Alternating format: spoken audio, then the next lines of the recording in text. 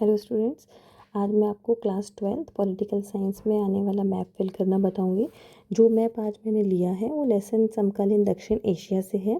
इसे भरने से पहले भारत और उसके पड़ोसी देशों की लोकेशन आपको पता होनी चाहिए।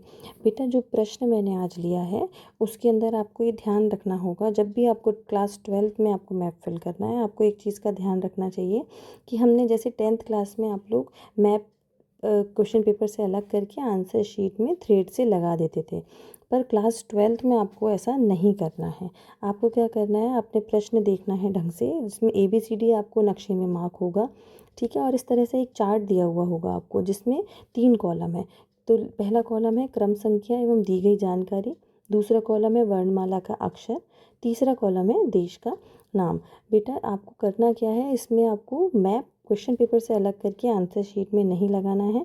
आपको अपने आंसर शीट में इसी तरह से एक चार्ट बनाना है और इस चार्ट फॉर्म में ही उत्तर, मैप से संबंधित जो उत्तर है वो आपको चार्ट बनाकर ही अपनी आंसर शीट में लिखना है, ठीक है। प्रश्न आपको कैसा दिया जाएगा, आपको मैप के क्वेश्चन में आपको 4 प्रश्न उसमें डिवीजन करके दिए जाएंगे, जिसमें हर एक प्रश्न का उत्तर इससे संबंधित एक अल्फ़ाबेट होगा और उससे संबंधित एक देश का नाम होगा।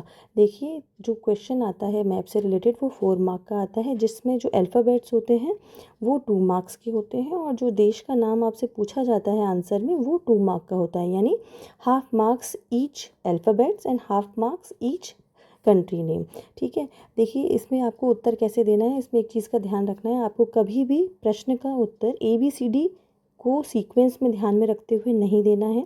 आपको ध्यान रखना है पहले वाले कॉलम में क्रम संख्या एवं दी गई जानकारी, मतलब आपको प्रश्न जिस सीक्वेंस में पूछा गया है आपको उस सीक्वेंस में ही उस प्रश्न का उत्तर देना है, यानी कि आपको प्रश्न का सीक्वेंस चेंज नहीं करना है। जैसे जिस नंबर का प्रश्न पहले पे पूछा गया उसे आप पहले पे ही लिखेंगे, चाहे ABCD ऊपर नीचे हो जाए। आपको ABCD का सीक्वेंस नहीं मैनेज करना है, आपको प्रश्न संख्या का मैनेज करना है सीक्वेंस। इसमें जैसे जो प्रश्न पहले पूछा गया है उसी का उत्तर आपको पहले देना है, ठीक है। इसमें पहला प्रश्न पूछा गया है, चारों ओर स्थल से घिरा देश, ठीक है। इसमें चारों ओर स्थल से घिरा हुआ देश, जिसकी जानकारी, इसमें जो वर्णमाला का अक्षर है उससे संबंधित वो है D और देश का नाम है नेपाल।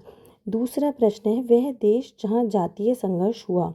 इसमें आप क्रम संख्या एवं दी गई जानकारी में दूसरे कॉलम में प्रश्न संख्या 2 के लिए 2 लिखेंगे, वर्णमाला के अक्षर के लिए यहाँ पर आप C लिखेंगे, क्योंकि जातीय संघर्ष, अगर आपने समकालीन दक्षिण एशिया ढंग से पढ़ा है चैप्टर तो आपको पता होना चाहिए, जातीय संघर्ष जो हुआ था वो हुआ था श्रीलंका के अंदर। तो वर्णमाला का अक्षर C, देश का नाम श्रीलंका। अब क्वेश्चन नंबर 3, वह देश जहां आज़ादी के बाद अधिकांश समय तक सैनिक शासन रहा, ठीक है। तो आप क्रम संख्या दी गई जानकारी, यानी कि यहाँ प्रश्न संख्या 3 ही डालेंगे आप, और वर्णमाला का अक्षर यहाँ पर B, थर्ड क्वेश्चन का आंसर B, जिसमें अल्फ़ाबेट होगा वो B आएगा और देश का नाम आएगा यहाँ पाकिस्तान। फोर्थ क्वेश्चन आपसे पूछा गया है, 1971 में एक स्वतंत्र देश बना। तो फोर्थ आप क्रम संख्या एवं दी गई जानकारी में 4 मार्क करेंगे, वर्णमाला का अक्षर आप लिखेंगे A, देश का नाम लिखेंगे आप बांग्लादेश। देखिए, आपको प्रश्न का उत्तर इस तरीके से देना है। आपको क्रम संख्या दी गई जानकारी में प्रश्न जो पूछा गया है उसका सीक्वेंस वैसे ही रखना है। आपको ABCD नहीं सीक्वेंस में ध्यान रखनी है, जो आंसर के अकॉर्डिंग आपका आएगा अल्फ़ाबेट वो आपको पुट करना है, और देश का नाम जिस तरह से यहाँ मैंने आपको लिखकर बताया हुआ है इस तरह से करना है। और मार्किंग का आपको ध्यान रखना है, मार्किंग कैसे की जाती है, हाफ मार्क ईच अल्फ़ाबेट, ठीक है।